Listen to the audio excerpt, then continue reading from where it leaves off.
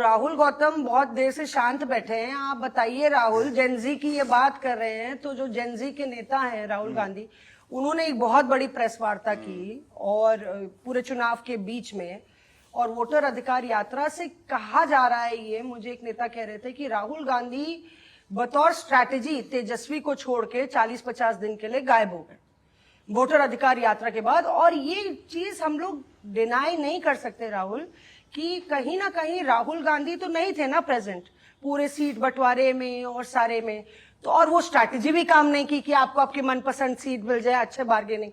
कहीं ना कहीं पूरा ओवरऑल कैंपेन जो है वो डैमेज हुआ। उसमें एक ये धारणा है कि जब तक, और ये फारफेच्ड हो सकता है, मुझे ओले पड़ सकते हैं इसके लिए, कि जब तक आरजेडी बिहार में और सपा उत्तर प्रदेश में कमजोर नहीं होगी, कांग्रेस नहीं उभरेगी। राहुल गांधी के लिए पीएम का रास्ता बिहार और लखनऊ से निकलना जरूरी है, और उसके लिए जो उसका ट्रेडिशनल वोट बैंक था, पारंपरिक वोट बैंक था, वो मुझे एक नेता कह रहे थे कि वो हम लोग को वापस नहीं मिलेगा, तो हम राहुल गांधी को प्रधानमंत्री कैसे बनाएंगे?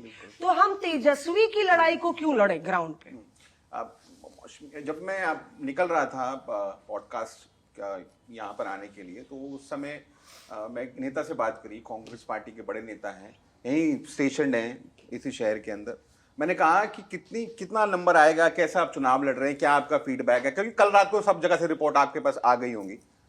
तो उन्होंने कहा, मैंने कहा कि आप 61 सीटें, बोला सबसे पहले तो आप ये जानकारी दुरुस्त करिए कि हम 61 सीटों पे नहीं 58 सीटों पर चुनाव लड़ रहे हैं, क्योंकि 3 पर हम उम्मीदवार हम वापस ले चुके हैं।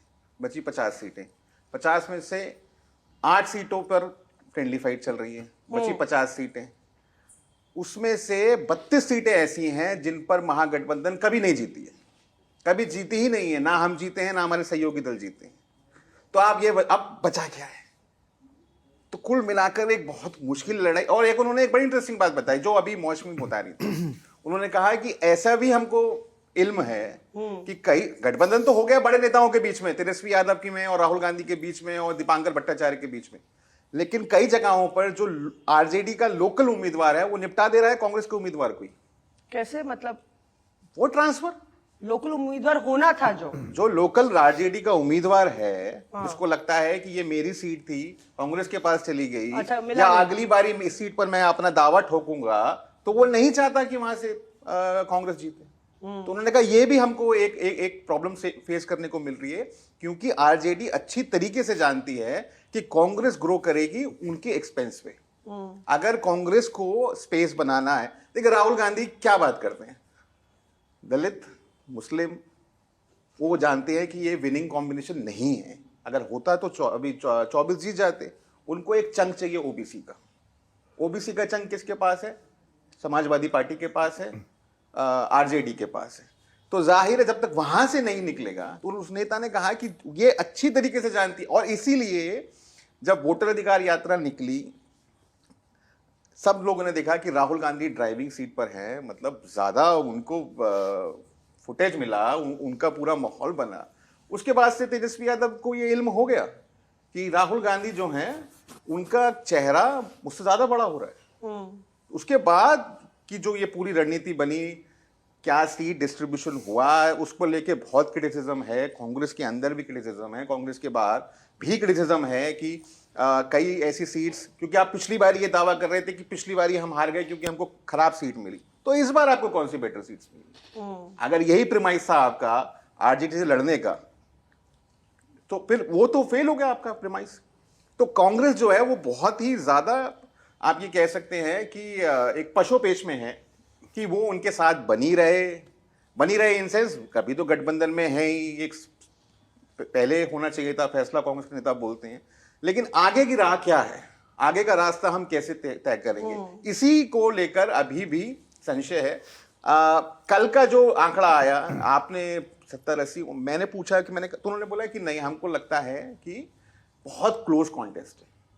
और एक ही फैक्टर है जो हमको हमारे फेवर में है, वो है ईबीसी।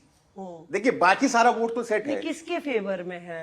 नीतीश के फेवर में। देखिए एक्सट्रीमली बैकवर्ड कम्युनिटी। अगर ईबीसी चला गया, एनडीए से नहीं नहीं, तो फिर जाना पूरा नहीं, थोड़ा बहुत भी चला गया। मैं कह रहा हूं, राहुल जो बोल रहे हैं 20% भी चला गया, हाँ, थोड़ा बहुत भी चला गया। तो आप समझ रहे हैं कि नीतीश जी के पास जो एक चंक है बचेगा नॉन ही। यादव ओबीसी का, जिसमें ईबीसी सबसे ज्यादा है, फिर उसके बाद नहीं, तो चुनाव में- एक मिनट एक मिनट राहुल को अरे पूरी मल्ला- बात कंप्लीट जैसे करने दो। मल्ला कम्युनिटी, आप समझाइए थोड़ा सा। मल्ला कम्युनिटी कितना परसेंट है? तकरीबन 4-4.5 दो- तकरीबन दो- 3%, 2-3% 3%। हाँ। पान तंतियां 2%, 1% से भी कम है वो। नहीं 1% नहीं है, 2% के आसपास है, 1.7 कुछ है।